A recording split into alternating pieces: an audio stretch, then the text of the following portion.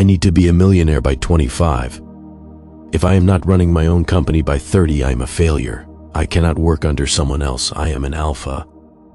Look at the modern man sprinting on a treadmill of absolute panic. We are living in a society that worships premature vanity. You are obsessed with the 30 under minus 30 lists.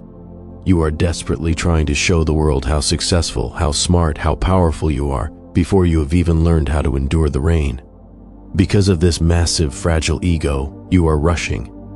And because you are rushing, you are making catastrophic mistakes. You can see the pattern everywhere once you start looking for it.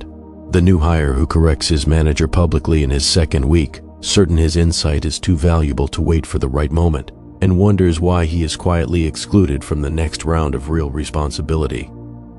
The aspiring entrepreneur who launches 3 different businesses in 2 years, abandoning each one the moment it fails to produce dramatic results within a single quarter, never staying anywhere near long enough to find out whether the idea actually had merit.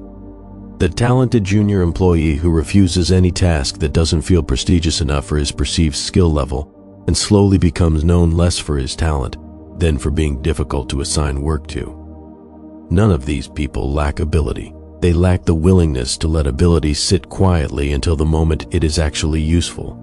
When your boss criticizes you, you quit because you feel disrespected. When a business venture doesn't make you rich in 6 months, you abandon it and chase the next shiny trend. You are completely incapable of playing the long game because your ego demands immediate applause. You want the crown before you have even learned how to carry the weight of the sword. You think your aggression makes you dangerous. In reality, your impatience makes you incredibly predictable, easily manipulated, and profoundly weak. To understand the terrifying, lethal power of true patience, we must travel back to the 3rd century, to one of the most chaotic and blood-soaked eras in Chinese history. The Three Kingdoms period. This was a meat grinder of brilliant strategists, legendary warlords, massive unchecked egos. Men were constantly fighting for glory, burning out, dying young.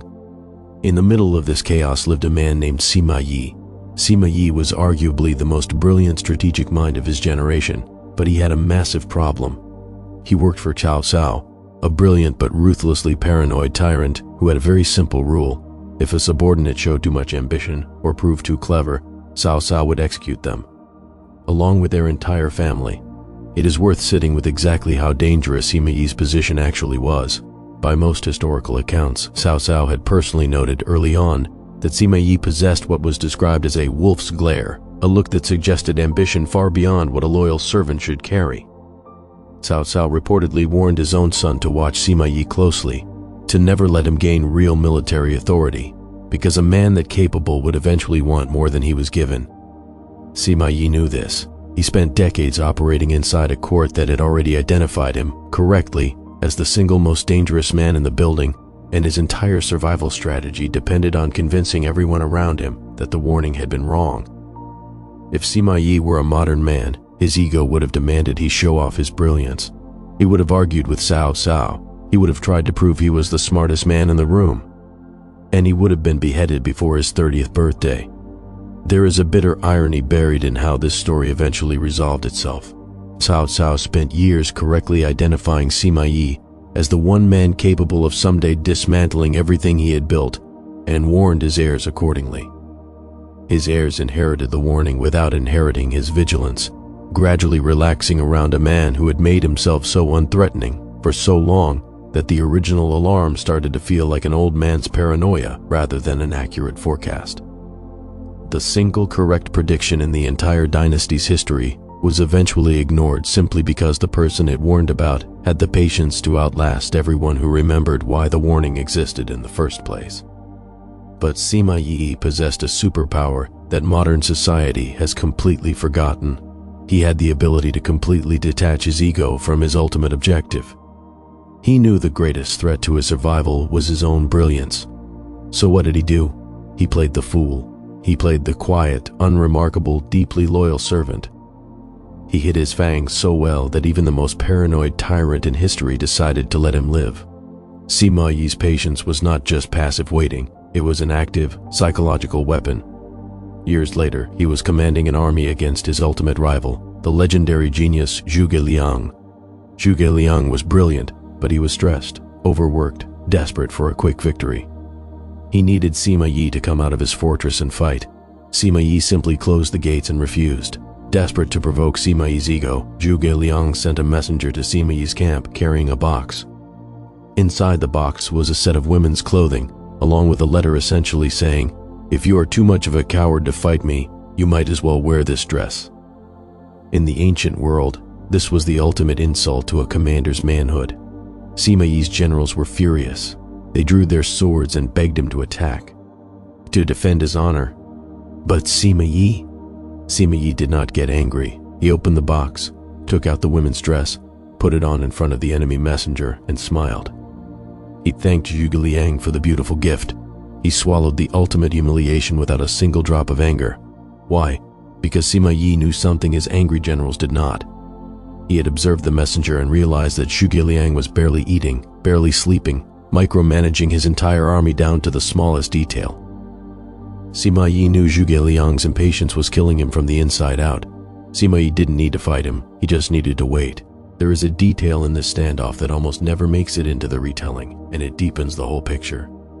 Sima Yi reportedly asked the messenger detailed, almost mundane questions: how much Zhuge Liang was sleeping, how much he was eating, how he personally handled the army's day-to-day administrative decisions. The messenger, with no idea he was handing over a diagnosis, answered honestly. Zhuge Liang, it turned out, was reviewing even minor punishments personally, refusing to delegate almost anything, eating barely enough to function. Sima Yi did not need a spy network or a battlefield victory to defeat him. He simply needed one conversation with a courier to confirm that his rival's own perfectionism was doing more damage than any army Sima Yi could have sent against him. Zhuge Liang, the man so obsessed with speed and proving himself, eventually died of exhaustion in front of Sima Yi's defensive gates. He was destroyed because he could not defeat his own ego. Sima Yi never raised a single sword to kill him. He simply let time become the executioner. He was not the only brilliant man this era chewed up and discarded for the exact same crime. The Three Kingdoms period is littered with prodigies who flashed brighter and died younger than Sima Yi ever did. Generals who won spectacular early victories and then gambled everything on one impatient, ego-driven campaign too many. Advisors so desperate to prove their genius to a new lord that they overextended a winning position into a catastrophic loss within a single season.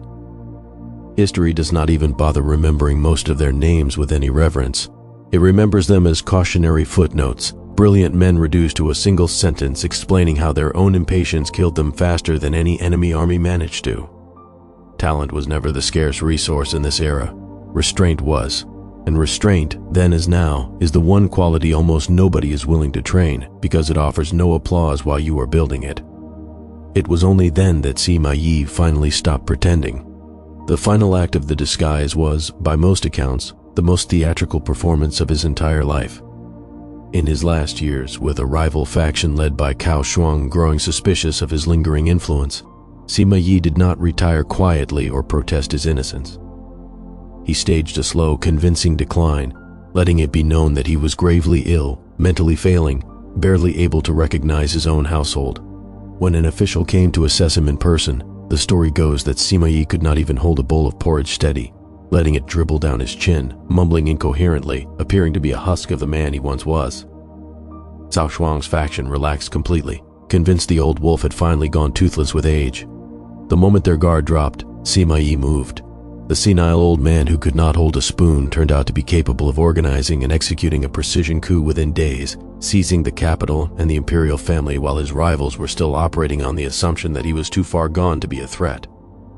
The dress in front of Zhuge Liang and the porridge dribbling down his chin were not two different stories. They were the same weapon, deployed decades apart, refined by a man who understood that looking weak, on command, was worth more than looking strong by accident.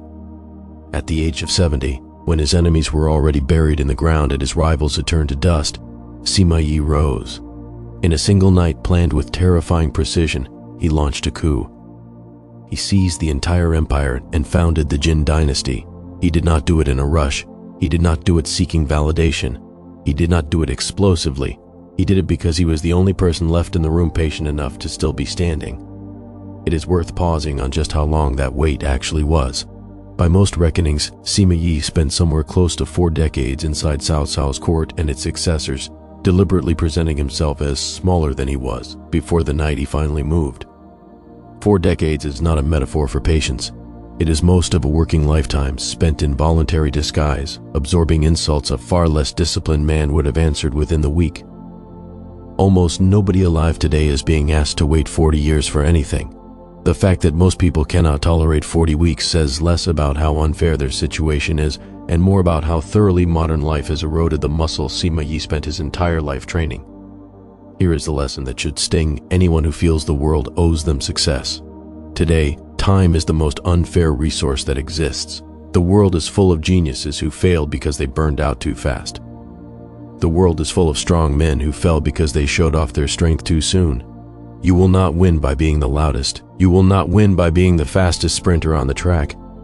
You will win only if you are the last one still standing. The patience being described here is not the same as resignation or laziness. This is lethal patience. The ability to keep your sword in its sheath even while someone spits on you because you know the right moment to draw it has not yet arrived. There is a real psychological term for the trap Zhuge Liang fell into, even though nobody in the 3rd century had a name for it. Modern researchers studying high-achieving perfectionists describe something close to ego depletion, the finding that willpower and self-control draw from a limited daily reserve, and a mind that insists on personally controlling every detail, refusing to delegate even small decisions, exhausts that reserve far faster than a mind willing to let some things go.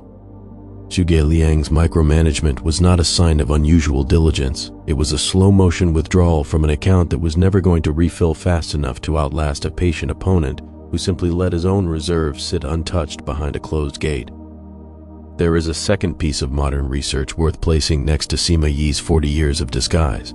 Psychologists studying delayed gratification have long pointed to the famous marshmallow experiments, where children able to resist eating 1 treat immediately in exchange for 2 treats later went on to show measurably better outcomes across decades of follow-up, in academics, in relationships, in long-term health.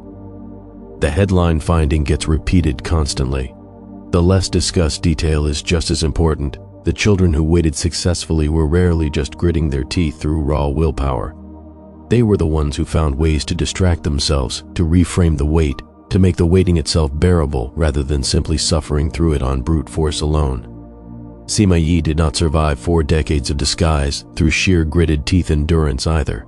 He survived by fully inhabiting the role of the harmless, unremarkable servant so completely that the wait stopped feeling like suffering and started feeling like a part he had simply learned to play well.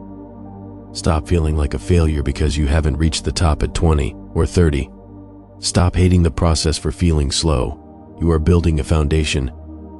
Your enemies are building towers on sand, and they will collapse the moment the first real storm arrives. You are planting a tree whose roots will eventually pierce straight through the earth, and when the time comes, no force on earth will be able to pull you out. Picture 2 young professionals starting their careers in the exact same competitive industry. The first builds his entire identity around speed. He demands a promotion after 6 months, convinced his talent is obvious enough to skip the usual waiting period. When it doesn't come, he reads it as disrespect and quits, certain a better company will recognize him faster. He repeats this at the next job, and the one after that, never staying anywhere long enough for compounding to actually work in his favor. Each new employer inheriting a resume that looks busy but a skill set that never had the time to deepen past a surface level. By his late 20s, he has an impressive-looking list of company names and an unimpressive depth of actual capability, and he has started to suspect, quietly, that the industry itself might be rigged against people like him, rather than considering that he has simply never stayed anywhere long enough to become genuinely difficult to replace. The second takes a position at the same level, with the same starting salary, the same unglamorous tasks. He does not announce his ambitions loudly in his first month. He absorbs everything around him, including plenty of unfair criticism and several rounds of being passed over for opportunities he privately believed he deserved. He says nothing, draws no swords, defends no wounded ego in front of his colleagues. By year 2, while the first man is already on his second job search, this one has simply become the person who knows where every old decision in the department is buried, the only one left who remembers why a particular process exists at all. 5 years in, he has not skipped a single rung most people try to skip. but he has quietly become the person every difficult problem in the department eventually gets routed to, because he is the only one who stuck around long enough to actually understand how every part of the system connects. He is not promoted because he demanded it. He is promoted because removing him would now visibly damage the operation, and the people above him noticed that fact long before he ever had to point it out himself.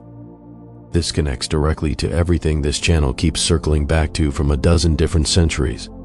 Musashi removed feeling from effort. Lao Tzu removed force from outcome. Sun Tzu removed information from exposure. Genghis Khan removed identity from method. Sima Yi removes urgency from ambition. Every untrained mind in this series eventually reveals the same soft spot, something it cannot stand to live without, whether that is a feeling, a hope, a reputation, or in this case, a timeline. Sima Yi did not lack ambition. He had more of it than almost anyone in the empire.